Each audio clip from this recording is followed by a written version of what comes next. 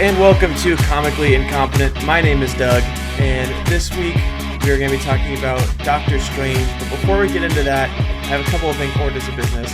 First order of business is we're doing video versions now. I'm in control of the show, and now we're going to start doing video versions.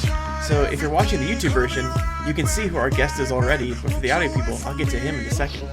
So the only differences between the audio version and the video version is that the audio versions are streamlined. I edit them, not content. No content's taken out, just the ums, ahs, pauses, everything in between is cut out. So it's just more streamlined. And also, due to Apple's strict thing, we are labeled as a clean podcast. Therefore, I cut out the cursing. YouTube, we will not be doing that. We'll be cursing away if you want to hear it. And second of all, just a reminder, Ben is no longer returning to the show. That's the last time I'll bring it up. I'll be your sole host with rotating guests. Speaking of guests, introducing my guest this week, Adam. How you doing? Doing well. Thank you for having me back. Can't wait to jump into this one. I'm excited about this one, but before I gotta get into the beer, I forgot to do the beer. So this week we have a beer from Wild Brewing in San Diego. It's called Staff Magician for the video versions. You can see the can right there. Oh, cool. It's a cool label. He's the staff magician of the Avengers. He's the on-staff magician, so I thought that worked beautifully. Because we've covered Doctor Strange on this show before, but the comic book version, so if you guys want to listen to that, you guys can go back and do that. We did a beer called Strange Visitor from Unsung Brewing. I brought the can. Nice. Really good beer, but this week we're going to focus on Wild Brewing. But I think we should just hop into the movie now. Just get into that shit. Let's jump into it. This is one of the most recent ones that I remember watching. I saw it in theaters when it came out, loved it, and then I remember liking it more even when it came out on DVD. Yeah. And then even now, I think it holds up exceptionally. Yeah, definitely. Like it's such a visual masterpiece. It's not Christopher Nolan trippy, but it's kind of a mid ground between kind of messing with your mind, but still kind of keeping everything, I think, understandable for the lay Marvel fan. Yeah, I'd agree. I mean, I remember when I saw it in theaters, I was like, that's fine. But then I saw it again, and I was like, this is pretty good. And every time I watched it since, it slowly becomes like higher and higher ranked on my list of Marvel movies. Mm-hmm. Because the scenes are so good. And your wall reminds me a lot of some of those trippy scenes in the background. It's kind of perfect. Yeah, it kind of just worked out. It worked out nicely. And I think my only, not even really issue with it was just I think the storyline was a little basic, but they made up for it with the visuals. I mean, like you said, it's stunning, a lot of stuff they do, and trippy in a way of Inception trippy, but not not too much that an audience would be like, all right, whatever, but enough that you're in it, and it's really good. I mean, Benedict Cumberbatch was pretty amazing in this one. Yep. And I totally get that Inception trippy on two levels. One, you have the just kind of visual, stunning special effects. Yeah. But also it kind of dives into moments, and for everybody else it's, just kind of life as normal. But everybody, in the universe and is kind of just wrapped up in this moment and trying to fix this tiny fraction while everything else is just proceeding as normal. It kind of distills these moments in time and kind of draws them out and strings them out and elaborates. And not a lot happens in the movie, but the small moments are kind of just exacerbated and exaggerated. Yeah. Which I thought was really cool. Yeah, that's a good point. The fact that it's very it's not on the level of Thor: The Dark World, where Chris and I were there's nothing to talk about. But the storyline is pretty simple throughout the thing, but it's made up, like you said, exacerbated by the visual elements, by these elements that are bringing magic into this world, and something that just makes it takes that very simple storyline and just puts it on a whole nother level. Mm-hmm. And I did like the way that when they bring in Benedict Cumberbatch, he's very Tony Stark in Iron Man 1 in the beginning. He's the same character. They're the same person. Beginning of Iron Man 1, Tony Stark, and beginning of Doctor Strange, Stephen Strange, are the same person. Yep. Yeah, and I love this movie because it gives you it's an origin story. Yeah. It's kind of all wrapped up into one, where he's, I think his American accent's a little bit forced. It's a little bit forced. We'll we'll suspend our disbelief on that one. But yeah, he's we just jump into it, and he's kind of he's an amazing doctor. Yeah. But I think he's a little full of himself, and I think that that definitely kind of draws right into the car scene, where he's kind of looking around for, oh, where am I needed most, and he's talking to his faux Jarvis in the car. He's like, oh, you have an appointment over here, and they're like, oh, he's like, not worth my time, and just trying to make sure he's spending his time as accurately as possible, but also kind of flexing a little bit. He's like, definitely. It's the same. I see the parallel of Tony Stark with they're using their gifts. They're extremely gifted people using their gifts in a way of fame and fortune. Mm-hmm. And they're going about it different ways. Tony was selling weapons that kill people. Doctor Strange is saving people. But there is that parallel of they're both using their gifts to and then acquire fame and fortune.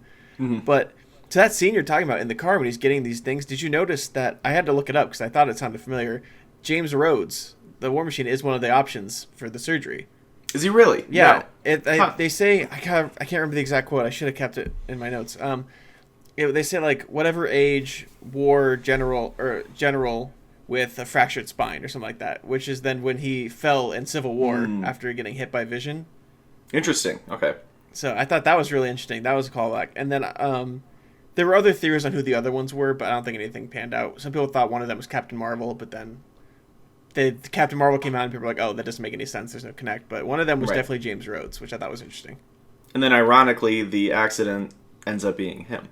Yeah, exactly. Yeah. Which that scene was intense. The way that you see his hands go through the where the accelerator. Very visceral. Yeah. Yeah. Yeah, and kind of amazing that he survives that, because that's a very intense crash, high speed. He's in a sports car too. It's not a body armor muscle car that's gonna hold that. But I mean, you definitely see how much it affects him. When he's in the hospital. Immediately after. Yeah, and then you get to the scene of just him breaking down, seeing his hands. He's a surgeon. Without his hands, right, he's nothing. That's his whole thing. Yeah. That's his. Yeah. And he's frustrated because he thinks that he could have done it better or something, and he's saying to Rachel McAdams, who's what's her name, Christine Palmer, right? Yeah, Dr. Palmer. Yeah. He's like, who did this? I could have done it better. Yeah. And she's like, you're lucky to be alive, man. She's like, I don't know what you're talking about right now. This is crazy that you're even here recovering from this, let alone you might even be able to, pull off a full recovery. Yeah. Which their relationship confused me. Were they supposed to have been dating beforehand, but then not now, but then kind of still into each other? What was that? Did you pick that up? Because I couldn't figure out what their relationship was. I did too. There was some weird tension, but then I always thought that if there was going to be something between them, there would have been another guy, that she would have been interested in or dating, and he would have kind of made quips about him. Yeah. But that really went nowhere. It just seemed like they might have been really good friends and colleagues, and like she was his number one every time he was operating or something, and I don't know, maybe just good friends, but there was really no wrap up there. Yeah, I was gonna say I thought friends, but then when he's in Camartage, he has his watch and it's from her. It says love, something about love and time. So I thought maybe they were together at some point, but then not. But then maybe she left him because he's a dick, and then but still had feelings for him, or. It's they did not do a good job on building what that was. No, it was super confusing, and I think all you can assume is just good friends. Yeah, I guess because it was never more than that. Yeah. I mean, there was nothing. They never talked about any history that they had, or. But I love that the sequence where he finds the other guy playing basketball. That he read about. Yeah. And he's like, a full recovery. How is this possible? And the guy is like, they're like, are you in? Are you playing this round? And he's like, give me a second. Talks to him through the fence, and he's like, all right, ball up. 2 seconds later, he's back into it. Yeah, he's getting the information on a Camartage, where he learned to use his mind to fix his body.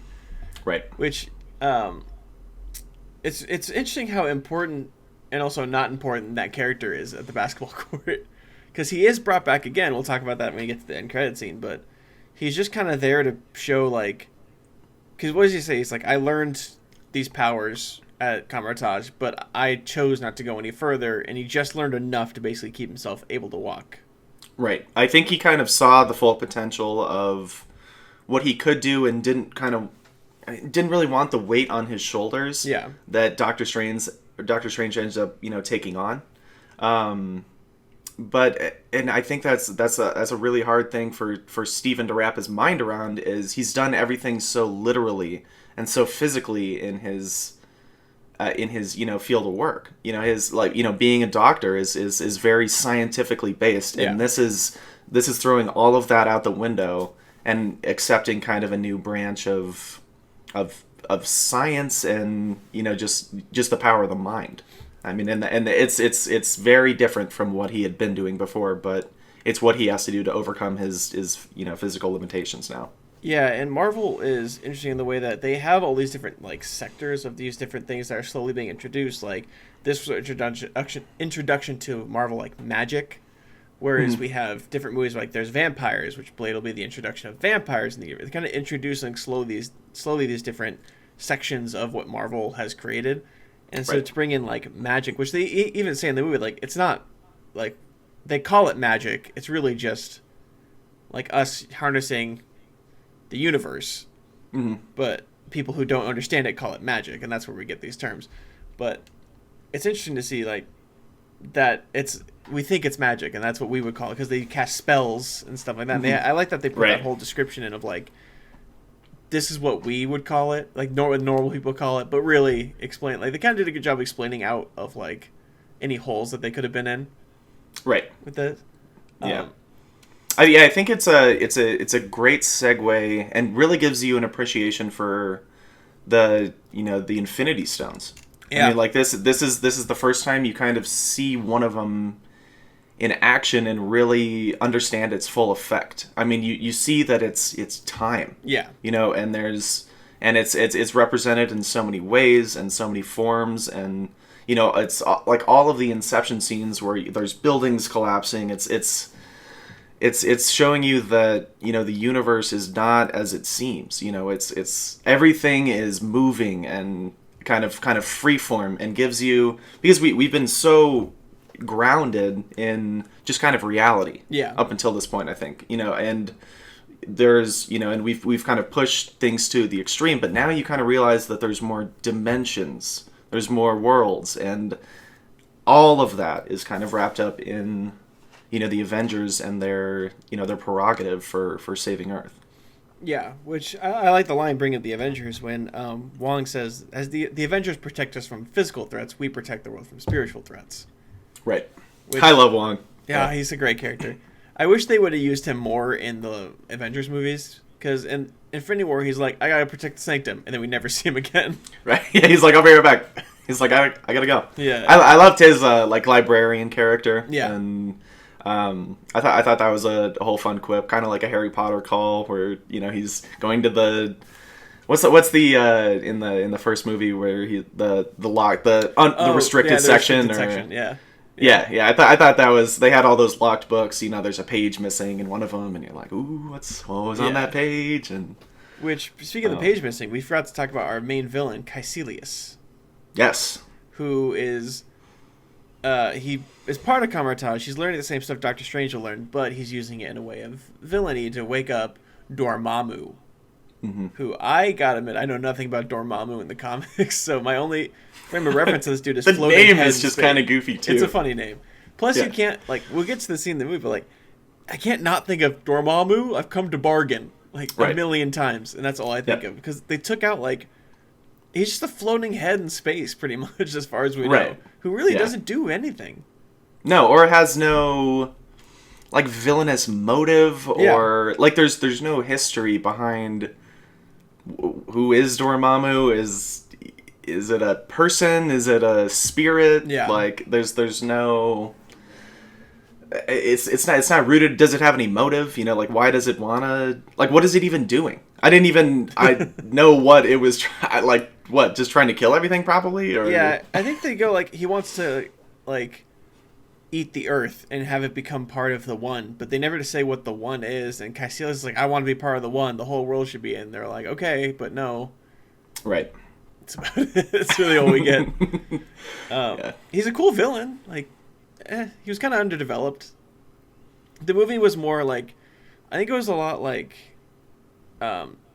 just like, we're going to step Doctor Strange. We need something to go against him, but this is really just to set up magic, Doctor Strange, the Ancient One, the Time Stone. That's all the movie was about, with some kind of underdeveloped something going on over here, so that he has to use the things we're learning, put them into practice, and then we go, oh, that's how that works, and then the movie's over. Yep. Yeah, and I think it was very much so an origin story. Yeah. Outside of, I mean, I don't think any Dormammu or, you know, any of these were supposed to be longer lasting villains. I think they were just kind of setting up, you know, Stephen Strange's, like, just the beginning of his story arc. Yeah. And so you kind of have more empathy for him kind of going into it. I don't think that any of them were supposed to be longer lasting in the series, and it's kind of obvious that they really don't make sense where they are, but then he goes to Kamar-Taj, and I like that when you think about it, he goes in, he acts like a dick, and they kick him out, which is funny because you think like, oh, like when the Ancient One finally lets him into the group, like, oh, thank God she let him in, but then when you learn in Endgame, she knows exactly who he is the whole time, years before. She knows when he's going to come join. And it's funny that you think that's all luck and like that he earns his way in, but really she saw the future. Years ago, she knew he was going to be there. The second he walked in the building, she's like, all right, I got to kick him out. He's got to learn. But he was already a part of it. Like, he didn't have to work as hard as he did to get in. Right. It kind of reminds me of when Tony Stark was trying to join the Avengers, and they're like, oh, you're not ready yet. And then, you know, in the next one, they're like, actually, we need you like right now. Like, can you be here in 5 minutes? Yeah. You know, like it's that whole, like, you're not ready and then as the audience, you're like, oh, why can't he make it? But then all along he'd been in there, and you kind of get a glimpse of her all power or all knowing power, you know, in that moment where she dies, right? Yeah. And where she's like stretching that moment out, you know, forever, and she's like, you know, I've seen everything up until this point, but you know, I can't see past it. Yeah. And which was a very, I like that moment a lot. I mean, it's very humbling and real. I know for her character, the Ancient One, she was kind of controversial, having Tilda Swinton, because I mean, you have this movie that takes place in, like, let's assume, like, I think it's like India kind of area, right? Or Nepal, kind of like that kind of section. Like Bangladesh. Like that section of the world. And you have probably, no offense to Tilda Swinton, next to you, Adam, probably the whitest person on earth. Fair enough, I'll take it. No, she's like, but I mean, she's an amazing actress, but then you have her, and I know people are like, why is she the, you know, the Ancient One? But then they kind of explain out by saying, like, well, she's not the first one. She's not the last one. Mm-hmm. Like, there's been a million that have come before her and a million more that have come after her.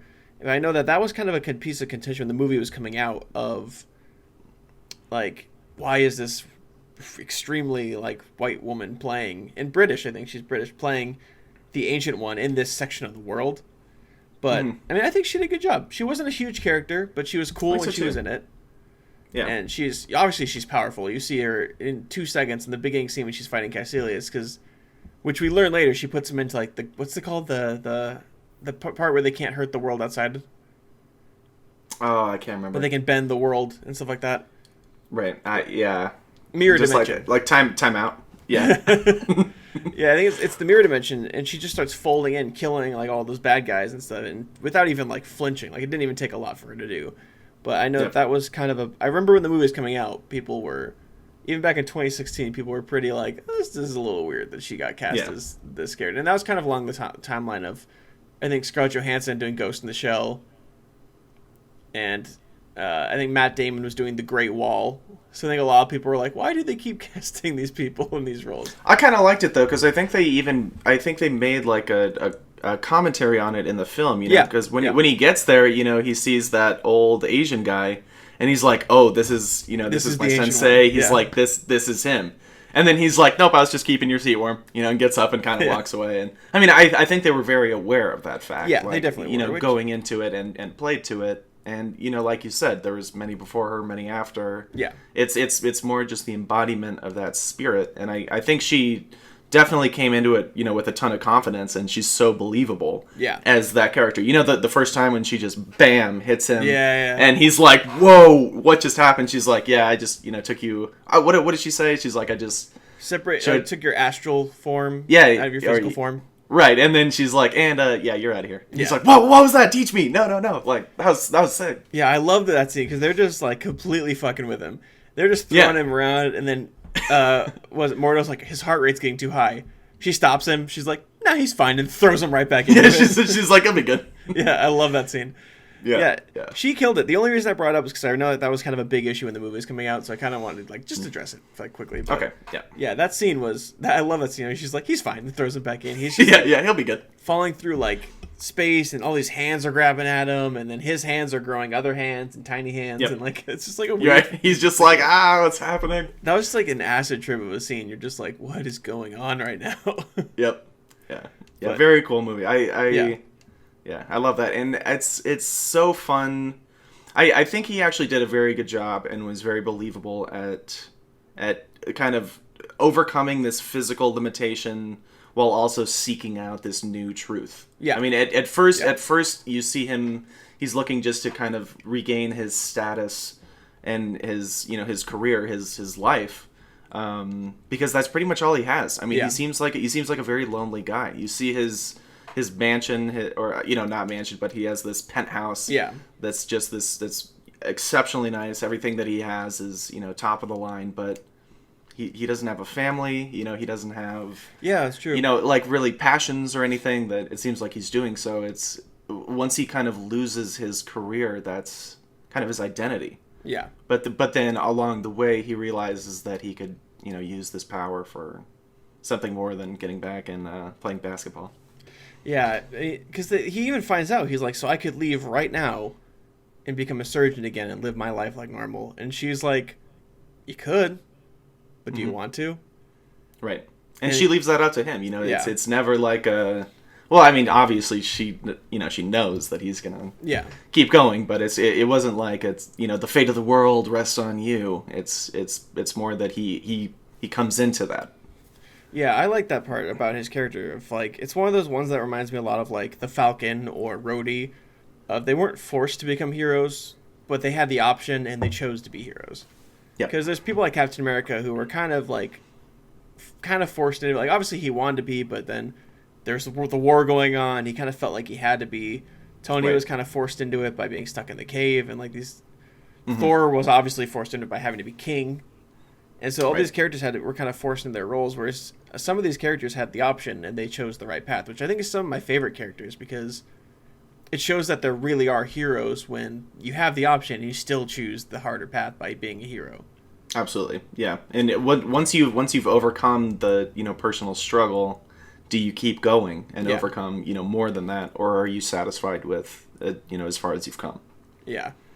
But to your point, when you were talking about Benedict Cumberbatch is kind of forcing that accent a little bit, I noticed it a little bit too with Martin Freeman. I think the Sherlock crew is so British that they had to struggle in their first Marvel movies. They both struggled with the American accent, which is funny because like obviously you and I both being American, we think like this is probably the easiest accent for people to understand.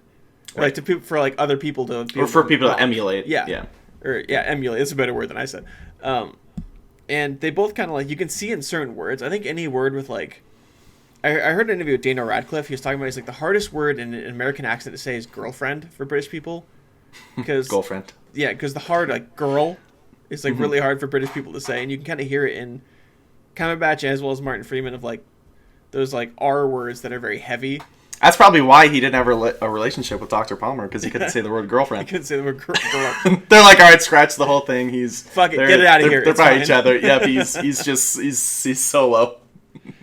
Which I do think is funny, because I mean, did you watch Sherlock?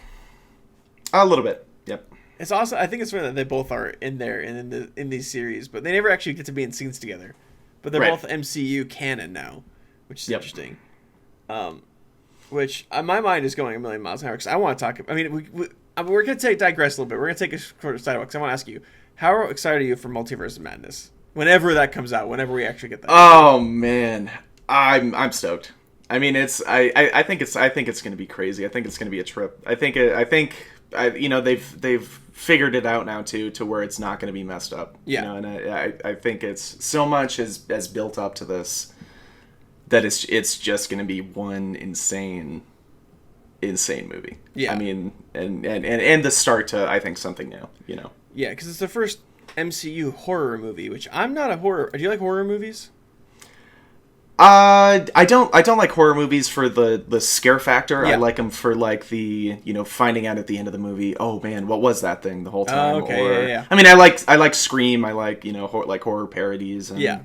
And kind of playing on those tropes. Horror movies are very specific and kind of they do have a lot of tropes, and are very similar in have been for a long time, and are a topic for study. But I think it's going to be a challenge.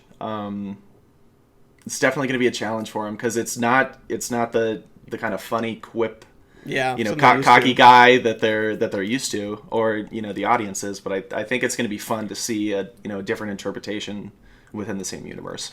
Yeah, it'll be interesting, because I am a child when it comes to horror movies. I had to watch The Conjuring for a class, and I didn't sleep the whole night. I laid awake it was the only night, like the whole year, I was alone in my condo in college. And both of my rooms later, so I invited some friends over. They left me. I sat in the living room with all the lights on, because I was like, I'm not going to fucking sleep tonight. I hate horror. The only horror movie I was able to actually see in theaters was It. But that's because it's actually a good movie. Like it wasn't like just scary. Like there's a lot of good elements. It reminded me a lot of like The Goonies meets horror. So I was able to handle that a little bit better.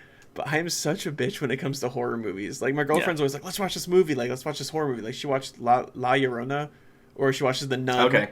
And I'm like, no.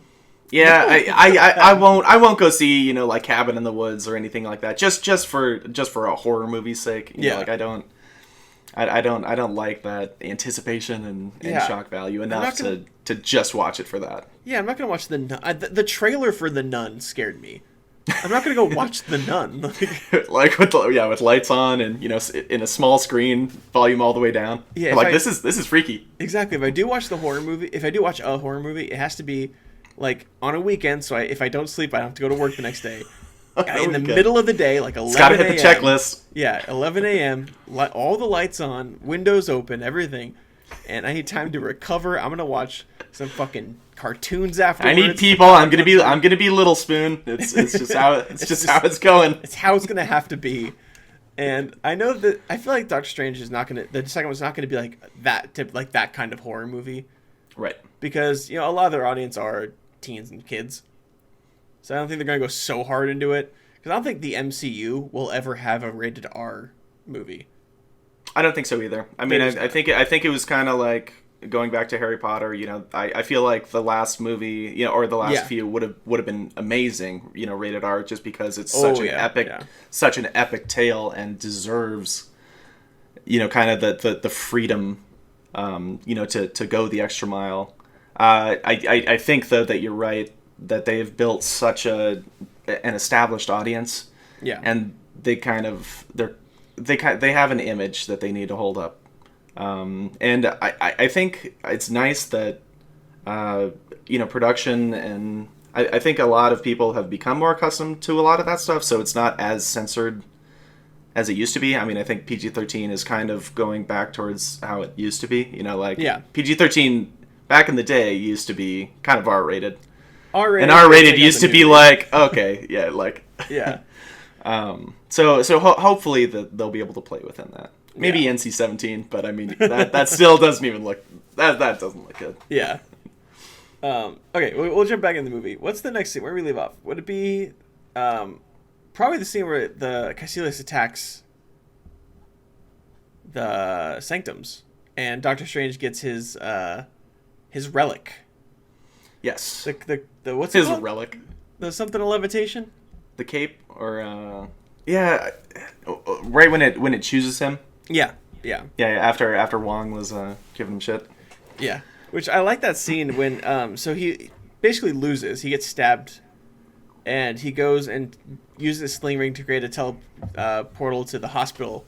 And he goes. I just like that scene. It's a great scene of him at the hospital with she's like trying to like pull the blood out of his heart while he's astral fighting this other dude. Like, right. I thought that, yeah, I thought that was so like lucky. Like, is she just always working there? Is she never not there? Because he just seems to think that she probably works there like 80 hours a week, and he's just like, she's working today. I feel like when you have a doctor in a because she works in like just the basic ER, I think, right? Because he's like specialty, like private, like they have to go to him. People have to get appointments with him. So I think she just probably like doctors like that. They work like fucking insane hours. I'm sure she's probably there like pulling like 20-hour shifts. I was surprised though that it was kind of unbelievable that she just kind of accepted everything. I mean, she looked shocked. She's like, Steven, what are you doing here? What are you wearing? I mean, is it Comic-Con? Like, what's going on? You're like, what are you wearing? And then she's like, oh, let's go into this operating room real quick. Like, nobody will know. And like, it was just kind of this little low key. She's just like, oh yeah, I'll get you. And then he like comes out back in his like astral form. He's like, oh, you're gonna want to do it. You know, oh, you missed a spot. And which it's funny because I feel like the most unbelievable part to me is like she's an accomplished surgeon.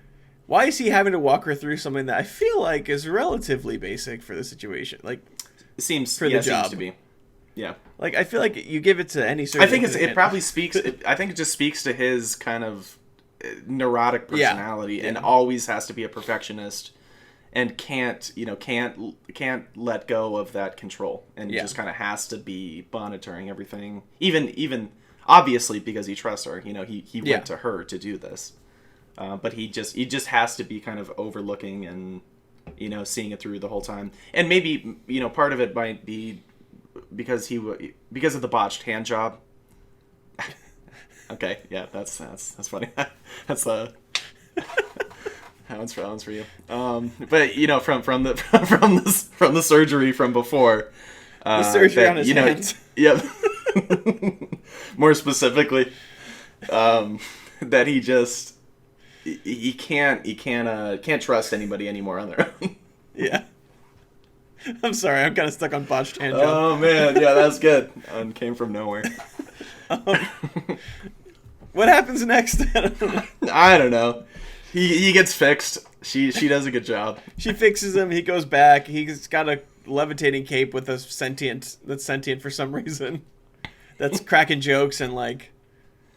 Yeah, like flapping in his face. Yeah, wiping away his tears. Right when he's trying to pop his collar, and it's just.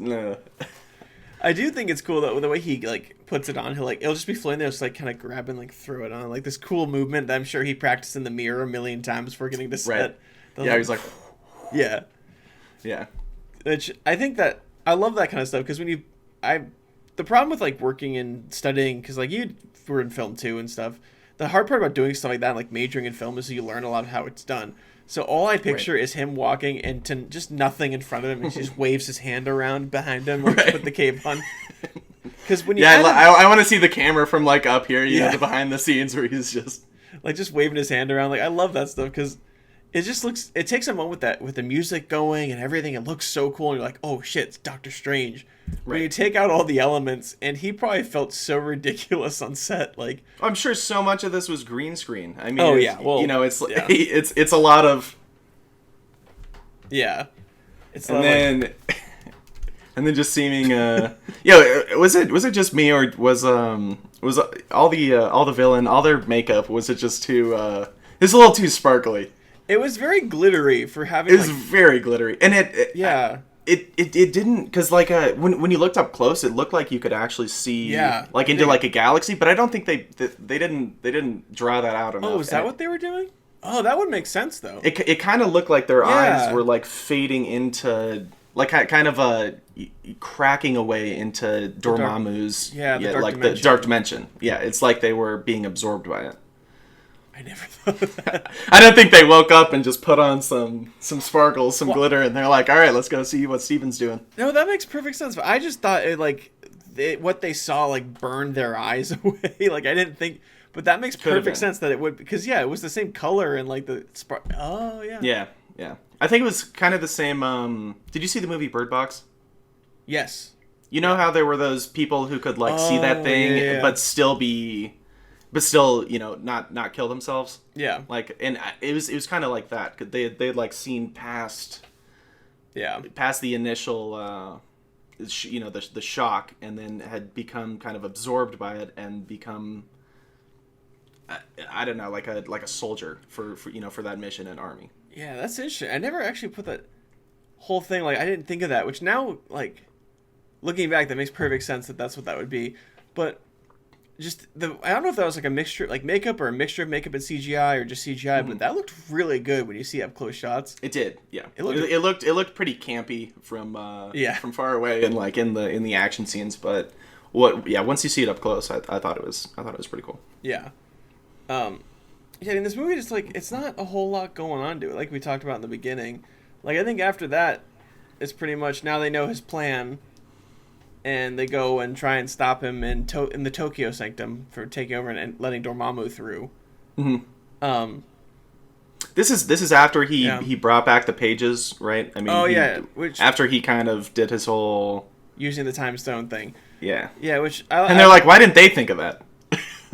Yeah, he's like, here I am with the genius ideas. Let's just put time back and get the pages restored. You're welcome. Yeah, it just seemed like so easy. Like, it didn't even take a whole lot for him to do, which he's obviously, like they talk about in the movie a lot, he's a very, very fast learner. He's very gifted in this. So, like, he shouldn't be able to have used that. But I liked your point in the beginning where you're talking about this is the first time we see a time stone just, like, normally used. Like, we fully grasp, like, what it does. Because the other options are the Mind Stone and Vision's head, but we don't really know what it does. Right, you're like, did that just make Vision? Like, is he just a superhero now, and that's just him? Yeah, the Tesseract we don't really know, because we don't know that I don't think we know fully that's a stone yet. Right.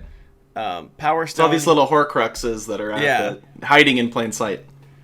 Yeah, exactly. And I did like that this time stone is just like, we know how to use it. Like, we know what it is. It's right there. It's used for good. It's the only one it's a stone. Yep. That's like, it's the only stone that I think is used for good from the beginning, from the first time we see it. Yeah, I mean, he used it to, what is it, just like bring the apple back, and then they kind of see him like use very basic stuff, and then bring the pages back, and he finds out about Dormammu and the Dark Realm, which then we do have that cool scene. I love that apple scene. Yeah, that was cool. That was a very cool CGI. CGI effect. Bring the apple back and forth. We had the scene where Caecilius chases him and Mordo, after attacking into, and then Doctor Strange thinks he's smart by putting him in the mirror dimension. The mirror timeout is what I'm calling it. He puts him in timeout, and then Mordo's like, no, their connection to the dark dimension basically makes them even more powerful, unbeatable in the mirror dimension. Yeah, that was when they were in the courtyard, right? And then everything that was very confusing, but a very cool sequence. Yeah, like the whole world. Like, I like that. When you kind of first see the mirror dimension at the beginning of the film, like, it's kind of under control. Buildings are just kind of folding onto each other. It's like a very cool sequence. But this one gets so out of hand that it just shows it from the outside, and the whole world is just like falling apart. Yep. But like you said, everyone's just like going. No one else in the world can see it. Right. So you just see people walking like above them, like just kind of like walking and just going about their days. But the whole world is basically folding in on itself. Yeah, and that's what I thought was cool. Is they're not breaking the budget with explosions and people running around and chaos from above, like bombs and missiles and stuff. This is like it's distilling, like I said earlier, distilling a moment. Yeah. But it's so elaborate and really gives power, back again to the time stone, and you really understand kind of what these guys are in control of. And the fact that Wong was saying, the Avengers protect us from this. While these guys are worried about this, like, we got this whole other shit going on. Like, this is what we're working on right now, while these guys are, battling aliens and, like, that, cool, that's their own thing, but like, do you see that building? That's it's bending right now, so. Yeah. No, they did a good job on just, like, having this make sense as its own thing. And they did, I think, the same thing, kind of Ant-Man of, like, the Avengers do their thing, we're going to do our thing. Like, they're very good at kind of having these origin stories separate themselves from the world that we already know.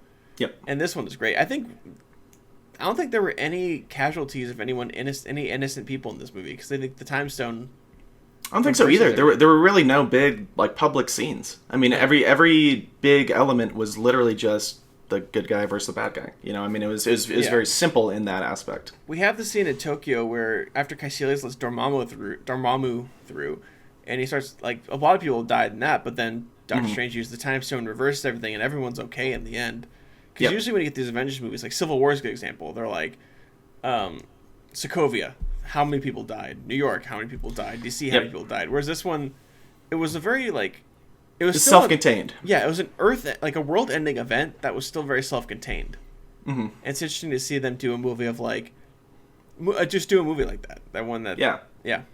It reminded me of I don't know if you've seen the old Superman movies, but there's one of them where he's flying around Earth and to try to spin back time when Lois gets hit in the landslide or something, and I thought that kind of echoed that a lot. Yeah, after everybody died and he pulled everything back, kind of swapped it around back to back to square one. I thought that was just kind of a fun parallel. Yeah, which we get that scene of he goes to confront Dormammu, and we get for the millionth time, Dormammu, I've come to bargain. Right.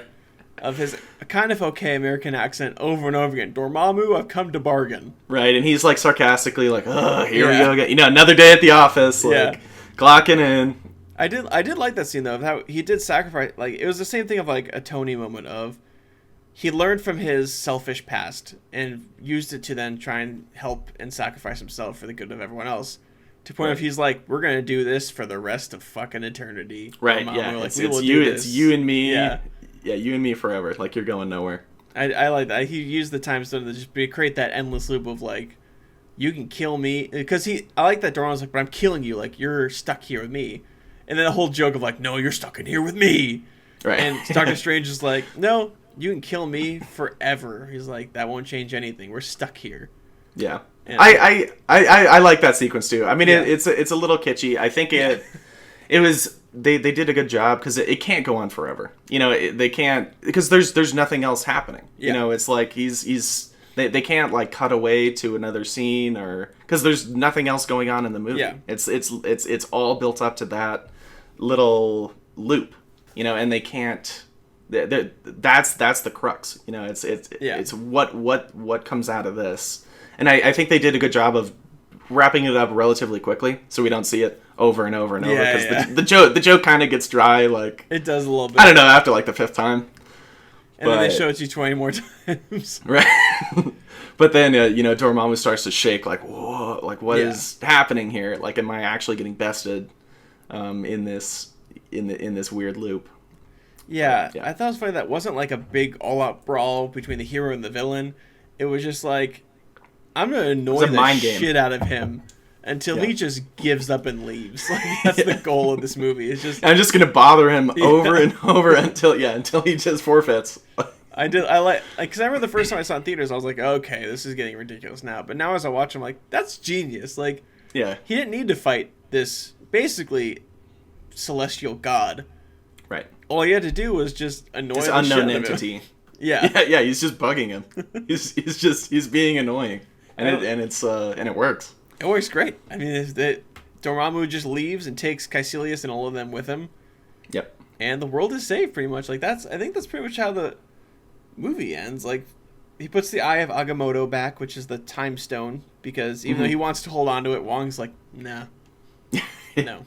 Yeah, he's you took all my books earlier. I don't trust you with the time stone on your own. You can check it out again if you want. But yeah, he's one day maybe, but now it's that's my job, man. You're stepping. Yeah. Which I think then we get our. I think it's pretty much the end of the movie. Do you have anything else you want to talk about before we do the end credit scenes? No, I think that wraps it up nicely. Yeah, I think we get two end credit scenes. We get one which I said in Ant-Man that's the only. I thought it was the only end credit scene. That's just a scene out of the next movie. But this is the first end credit scene. It's just a scene straight out of Thor Ragnarok. Right. Which I thought was interesting of the end credit scene being a movie that it's a few away. It's not, I mean, 3 or 4 movies away. Mm-hmm. So I thought that was interesting that they would show that because we have no context. Oh wait, Thor was I'm looking for my father, and Doctor Strange is yep, I can help. Right. Which I think it was a glimpse at when we're going to kind of see him next on his own. And also a nod to the time stone and kind of that everything is happening at the same time, kind of simultaneously. Every little action has a ripple effect, and even though that's a couple movies later, everything is linked. Yeah, which I think my only issue with it is I feel like that implies that Doctor Strange is going to be a very big character and a side character with Thor in the next Thor movie. Right. But he's only in it for, like, he pretty much just says that and a couple other things and then sends them on their way, and then Thor and Loki go on their own adventure. Right. But I think the only thing that bugged me about it is that it fully, to me at least, watching it again, it implied that Doctor Strange is going to be a very, very big, constant character throughout the next Thor movie, which he wasn't. He wasn't. And, they could have thought that he was going to be bigger. I mean, it could have been, a True. Hulk situation, True. too, where they, brought Tony in at the end credit scene, and, they were going to lead right into that. Yeah.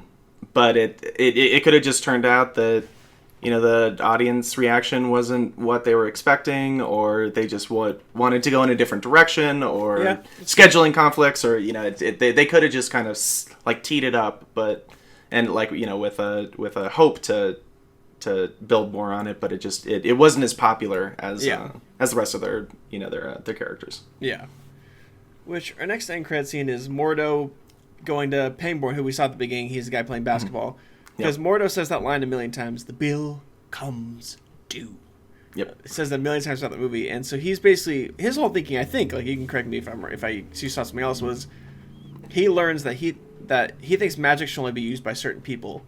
And he's learning that people are using it for the wrong things. So he thinks that Pangborn, even though he's using it to walk, that's not the way that magic should be used. Only certain people should be able to use magic, and not everyone just for whatever they want.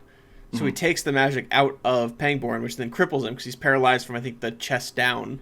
Yeah. And that's where we leave him. So basically, Mordo becoming a villain, which then I'd wonder if that'll pay off in Doctor Strange 2, or when that's gonna pay off. I don't know. I think that whole scene was for that reason, that, like you said, kind of establishing him as a villain. Yeah. And showing that he has more of a motive as a villain than like Dormammu, because you don't really understand what he just wants to destroy everything. He just wants to eat all the worlds, just so there's no worlds Who anymore. doesn't? Like he's just starving, right? Like he can't get enough worlds. Sometimes you just can't get enough, man. Right, but then you see him here, and he actually has this kind of weird rationale for, and he's like the gatekeeper for magic. He doesn't want to. Like you said, he doesn't want it to be used in the wrong way, but that was kind of a fucked up thing to do, to re-cripple a man who went to the edge of the earth to try to just regain mobility, and didn't choose to take that extra step that Stephen Strange did to use it for good, or to use it for something. And that's kind of what his mentality was there. Yeah. I think we'll hop in the beer now, if you're cool with that. Sure thing. Yep. So, jump on in. Like I said before, this is from McKellar Brewing. So, interesting enough, I'm on their website right now, so if I'm looking this way because two monitors. They're all their offices, their web shop, their warehouse, everything's in Denmark. But the brewery, one of their breweries, I'm assuming, is in San Diego, California. That's where I got it locally. It's really good. It's actually really good. I've seen their stuff before. They have a million other things, and this one's Staff Magician again. It is a New England style pale ale, and it's the only beer I've ever seen that actually has the ingredients on the can. Interesting. I've never seen an alcohol with the ingredients list, because usually they don't have either. that. Usually it just says ingredients, beer. Yeah, exactly. 5.5 alcohol by volume. Their brewery's interesting. So their brewery in San Diego is open for takeaway, but you can get it shipped from their web shop, which I'm guessing would mean shipped worldwide if they're shipping from Denmark. I probably should have done some more research into this, but if you want, you can look yourselves. McKellar Brewing, McKellar.com. So it might be able to ship worldwide. Adam, you might be able to actually try one of the beers from the show. That'd be kind of cool. That'd be a change. For once. 'Cause I wish I could ship you stuff, but I can't ship you alcohol across state lines, unfortunately. I'll just drive over there real quick, pick it up, and then... Yeah, well, quick couple day drive. Yeah. Like let's just go to Denmark real quick. We can both just go get it. Let's just go to Denmark, dude. Just let's fly over. What's one of the ingredients on there that's kind of weird? Well, the ingredients, it's only got a few. It's got water, barley malt, wheat malt. Wow, I can't fucking talk. Water, barley malt, wheat malt, spelt malt, hops, and yeast. And then it has it in... Okay. What do they speak in Denmark? I don't even know where Denmark is. I am sorry for not knowing, but in that language... For an international audience. We do have people, I think, that listen in Denmark, so I feel like I should Maybe they can know tell this. us. If you know it, fucking follow us on Instagram and Twitter and let me know that I'm an idiot. And tell us in English, though, because we'll have no idea what you're saying. I'll Google Translate if I have to. They have it in that language. I'm ignorant and tired, and it's hot in this room. The beer is really damn good. I'd highly recommend it. I got it at a local liquor store by me called High Times in Orange County. You guys can check it out. I'm sure they have it in other places as well. I've seen it in a million other liquor stores. And maybe you can actually ship it from Denmark, I'm assuming, so give that a shot if you guys want. Really damn good. And I think that about wraps up our show. The last thing I want to say before we say goodbye is don't forget to follow us on Twitter and Instagram at ComicallyPod. Watch the video version if you'd like on YouTube. Listen to the audio versions on Spotify and Apple Podcasts. And next week, we will be having Chris on to talk about Guardians of the Galaxy Volume 2. So get ready for that. And Adam, thank you so much for being here, man. Thank you for having me, as always. It's always a pleasure. I look forward to jumping back in whenever you need me. Yeah, I'm sure we'll have you on again sometime soon. You're always a person that people love having on the show. Well, I love being here. All right, well, thank you guys so much, and we'll see you guys next week. Sounds good. Later.